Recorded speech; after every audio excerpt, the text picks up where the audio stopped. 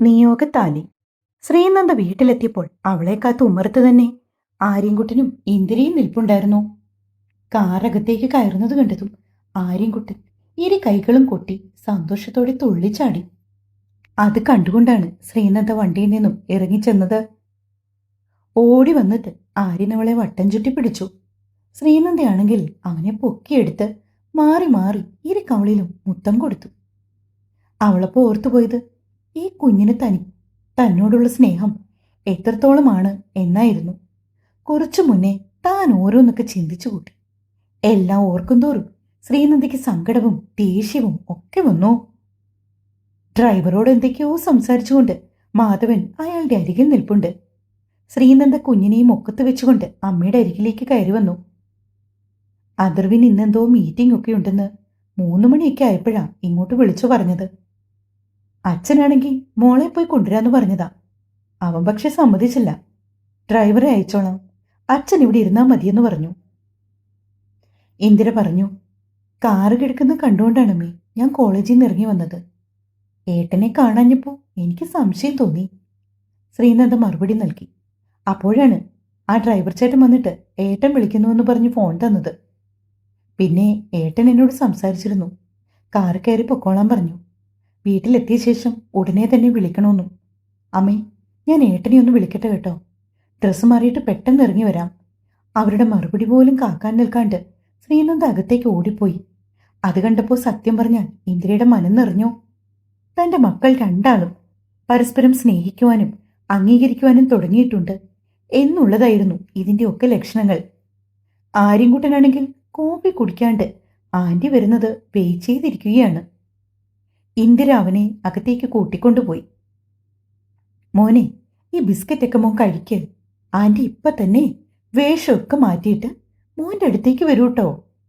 അവർ പറഞ്ഞുവെങ്കിലും അവൻ നിഷേധാർത്ഥത്തിൽ തലകുലുക്കി. ആൻറ്റി വന്നിട്ടേ താൻ കഴിക്കൂ എന്നൊരു പിടിവാശിയിലായിരുന്നു അവൻ. ആര്യൻകുട്ട, ദേ അച്ഛൻ ഇപ്പം ഇവിടെ ഉണ്ടായിരുന്നെങ്കിൽ ആര്യൻകുട്ടനെ വഴക്ക് പറയുമായിരുന്നു കേട്ടോ. ഇന്ദിര ഓർമ്മിപ്പിച്ചു. അതവൻ അറിയുകയും ചെയ്യാം.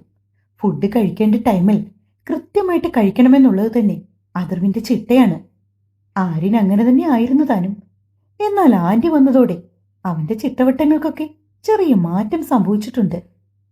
ഈ സമയത്ത് ശ്രീനന്ദ മുറിയിലെത്തിയ പാടെ തൻ്റെ ഫോൺ എടുത്തു. എന്നിട്ടവൾ അദർവിൻ്റെ നമ്പറിലേക്ക് കോൾ ചെയ്തു. ഇത്തിരി നേരം. രണ്ടാമത്തെ റിങ്ങിൽ തന്നെ അദർവ് കോൾ എടുത്തിരുന്നു. ഹലോ. അവൻ്റെ ഗൗരവമേറിയ ശബ്ദം അവളുടെ കാതിൽ മുഴങ്ങി. ഹലോ ഏട്ടാ, ഞാൻ വീട്ടിലെത്തി. അച്ഛൻ വിളിച്ചിരുന്നു. അദർവ് പറഞ്ഞു. ഏട്ടൻ്റെ മീറ്റിംഗ് കഴിഞ്ഞോ? നടന്നുകൊണ്ടിരിക്കുന്നു. എങ്കിൽ ശരി, ഞാൻ വെച്ചേക്കാം. പെട്ടെന്ന് എന്തോ ഓർത്തതുപോലെ 1 മിനിറ്റ് എന്നവൻ പറഞ്ഞു. എന്താ ഏട്ടാ? തനിക്കെന്തെങ്കിലും വാങ്ങണോ? അദർവ് ചോദിച്ചതും പെണ്ണിൻ്റെ മുഖത്ത് വല്ലാത്തൊരു തരം ഭംഗിയായിരുന്നു. വേണ്ട, ഒന്നും വേണ്ട. അവൾ പെട്ടെന്ന് മറുപടിയും കൊടുത്തു. ശരി, താൻ ഫോൺ വെച്ചോ. കോൾ കട്ടായ ശേഷവും അവൾ അതിലേക്ക് നോക്കിയപടി നിൽക്കുകയാണ്.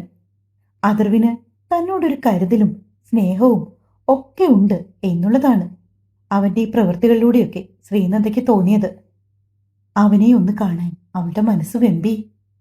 റൂമിലെ ഒരു മേശമേൽ അദർവിൻ്റെയും ആര്യൻകുട്ടൻ്റെയും ഫോട്ടോ ഇരിപ്പുണ്ട്. അവൾ ഓടിച്ചെന്നിട്ട് ആ ഫോട്ടോ കയ്യിലേക്കെടുത്തു.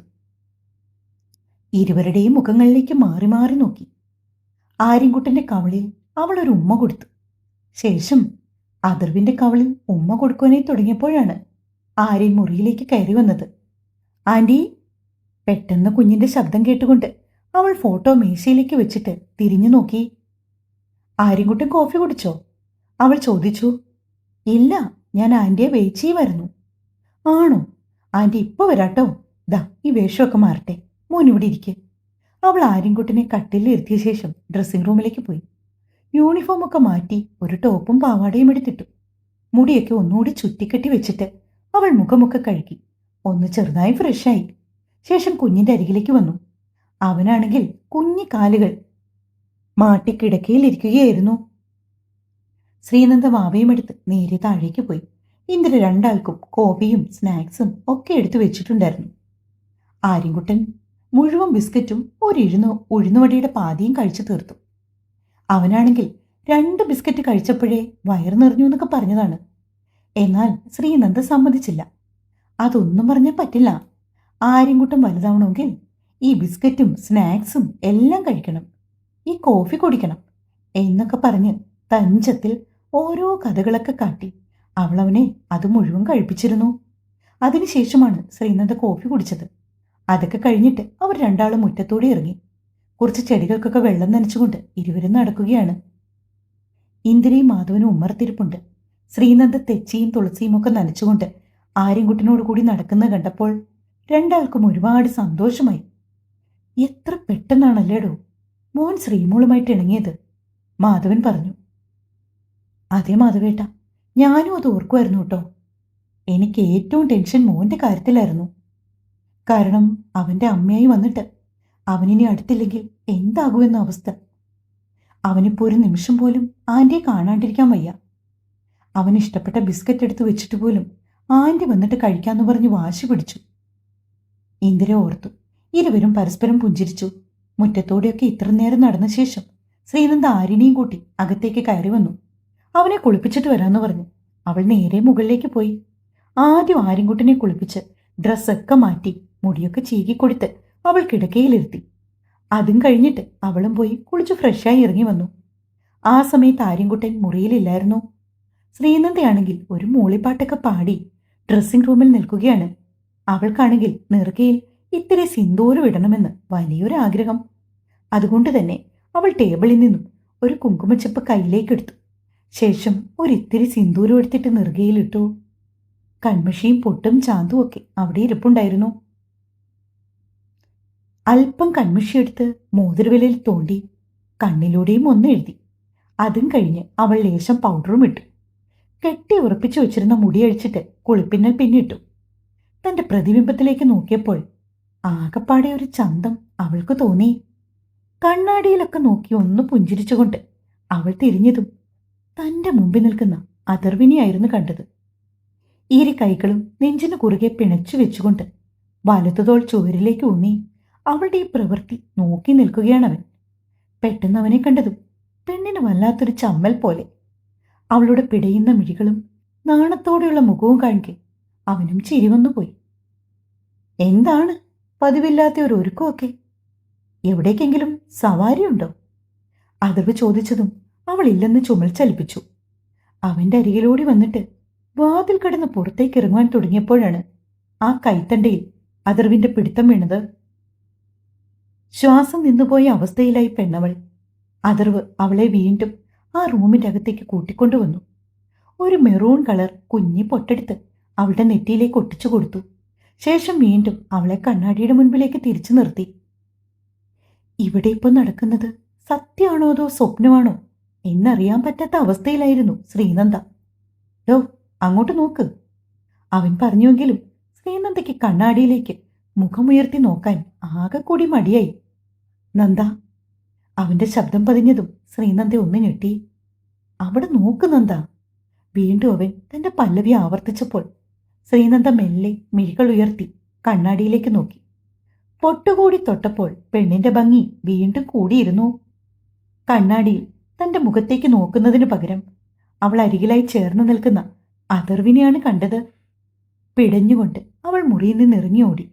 അത് കണ്ടുകൊണ്ട് ചിരിച്ച് അഥർവ് അവിടെ തന്നെ നിൽക്കുകയും ചെയ്തു. അവൻ വന്നതുപോലും ശ്രീനന്ദ അറിഞ്ഞിരുന്നില്ല. ഇത്തിരി ലേറ്റ് ആകുമെന്നാണ് പറഞ്ഞത്. പക്ഷേ സമയം ഇപ്പോൾ 6 മണി കഴിഞ്ഞിരുന്നു. ശ്രീനന്ദയുടെ ഓടിയുള്ള വരവും മുഖഭാവവുമൊക്കെ ഇന്ദിരയും കണ്ടിരുന്നു. പതിവില്ലാതെ അവൾ സിന്ദൂരമൊക്കെ അണിഞ്ഞ് സുന്ദരിയായി വന്നപ്പോൾ അവർക്ക് വല്ലാത്ത ഒരിഷ്ടം തോന്നിപ്പോയി അവളോട്. ശ്രീനന്ദ നേരെ പൂജാമുറിയിലേക്കാണ് പോയത്. ആര്യൻകുട്ടനെയും ചേർത്ത് പിടിച്ചാണ് അവളെല്ലാം ചെയ്യുന്നത്. നിലവിളക്കിൽ 2 തിരികളൊക്കെ ഇട്ട് എണ്ണയൊഴിച്ച് ചന്ദനത്തിരിയും കർപ്പൂരവും ഒക്കെ തട്ടത്തിലെടുത്തു വെച്ചു. കുറച്ച് തുളസിപ്പൂക്കളും എടുത്തുകൊണ്ടുവന്ന് വെച്ച ശേഷം അവൾ നിലവിളക്ക് കൊളുത്തി പൂജാമുറിയിൽ നിന്ന് ഉമ്മറത്തേക്ക് കൊണ്ടുവന്നു വെച്ചു. ആര്യൻകുട്ടനെയും അരികിലിരുത്തി അവൾ കണ്ണുകളടച്ച് പ്രാർത്ഥിച്ചു. അഥർവ് ഇറങ്ങി വന്നപ്പോൾ ആര്യൻകുട്ടനെ ശ്രീനന്ദയും നാമം ജപിക്കുന്നതാണ് കണ്ടത്. ആ കാഴ്ച അവന്റെ മനസ്സിനെ വല്ലാതെ സ്പർശിച്ചു. കാരണം തന്റെ കുഞ്ഞിക്കൈകൾ കൂപ്പിപ്പിടിച്ച് കണ്ണുകൾ ഇറുക്കിയടിച്ച് ചുണ്ടുകൾ കൊണ്ട് എന്തോ മന്ത്രിക്കുകയായിരുന്നു ആര്യൻകുട്ടൻ. കത്തിച്ചു വെച്ച നിലവിളക്കിന്റെ ആ നാളത്തിലേക്ക് അവൻ ഒന്നു നോക്കി. വല്ലാത്തൊരു ദീപപ്രഭയായിരുന്നു ആ തിരുനാളത്തിന്. ഇത്തിരി നേരം അവൻ അവിടെ തന്നെ നോക്കി നിന്നു. ശേഷം തിരികെ വന്ന് കസേരയിലേക്കിരുന്നു. ഭവാനിയമ്മ അവന് കുടിക്കുവാനായി ചായ കൊണ്ടുവന്ന് കൊടുത്തു. അഥർവ് തന്റെ പോക്കറ്റിൽ നിന്നും കുറച്ച് നോട്ടുകൾ എടുത്ത് ഇന്ദിരയുടെ കയ്യിലേക്ക് കൊടുത്തു. അത് ഭവാനിയമ്മയുടെ ശമ്പളമാണെന്ന് അവർക്കറിയാമായിരുന്നു. ഇന്ദിര അപ്പോൾ തന്നെ അടുക്കളയിലേക്ക് പോയി ഭവാനിയമ്മയ്ക്ക് ആ പൈസ കൈമാറുകയും ചെയ്തു. കുറേ നാളുകളായിട്ട് അവരോടൊപ്പമുള്ള ആളാണ് ഭവാനിയമ്മ. ഇന്ദിരയുടെ ബന്ധത്തിലുള്ള ഒരു സ്ത്രീ വഴിയാണ് അവരെ അവിടെ ഏർപ്പാടാക്കിയത്. ഇപ്പൊ കുടുംബത്തിലെ ഒരു അംഗത്തെ പോലെയാണവർ. ശ്രീനന്ദയ്ക്കും അവരെ ഒരുപാട് ഇഷ്ടമാണ്.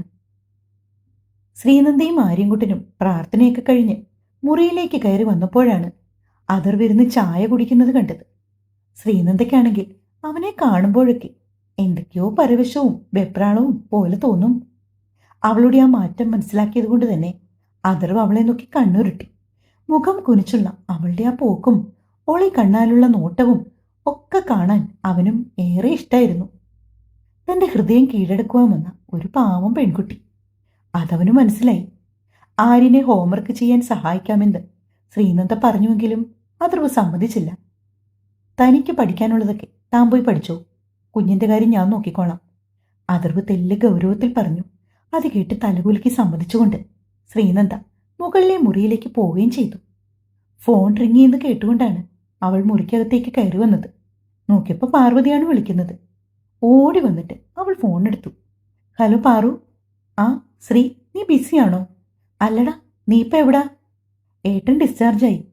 താൻ നാട്ടിലേക്ക് വന്നുകൊണ്ടിരിക്കുകയാണെന്നും 2 ദിവസത്തിനുള്ളിൽ കോളേജിൽ വരുമെന്നുമൊക്കെ പാർവതി ശ്രീനന്ദയോട് പറഞ്ഞു. ഏട്ടനിപ്പം എങ്ങനെയുണ്ട്? ശ്രീനന്ദ ചോദിച്ചു. വേദനയൊക്കെ മാറി വരുന്നേ ഉള്ളൂ. എന്നാലും അവിടുത്തെ ട്രീറ്റ്മെൻ്റ് ഒന്നും നമുക്ക് അത്രയ്ക്ക് പിടിക്കത്തില്ല. അതുകൊണ്ട് എത്രയും പെട്ടെന്ന് നാട്ടിലേക്ക് പോകാമെന്ന് അച്ഛൻ പറഞ്ഞു. അതാണ് നല്ലത്. നമ്മുടെ നാട്ടിലാവുമ്പോൾ കുറച്ചുകൂടി നല്ല കെയറിങ് ആയിരിക്കും. പാർവതി പറയുന്നൊക്കെ കേട്ടുകൊണ്ട് ശ്രീനന്ദ നിന്നു. പിന്നീട് പാറു അവളോട് കോളേജ് വിശേഷമൊക്കെ ചോദിച്ചു. അവരുടെ ഫോൺ സംഭാഷണം ഇത്തിരി നേരം നീണ്ടുപോയി. ആര്യൻകുട്ടൻ്റെ ബാഗ് എടുക്കുവാൻ വേണ്ടി അതർവ് മുകളിലേക്ക് കയറി വന്നപ്പോഴാണ് ശ്രീനന്ദ ഫോണിൽ സംസാരിച്ചുകൊണ്ടിരിക്കുന്നത് കണ്ടത്. അതർവിനെ കണ്ടതും അവൾ പെട്ടെന്ന് തന്നെ പിന്നെ വിളിക്കാമെന്ന് പറഞ്ഞ് പാർവതിയുമായിട്ടുള്ള കോൾ കട്ട് ചെയ്തു.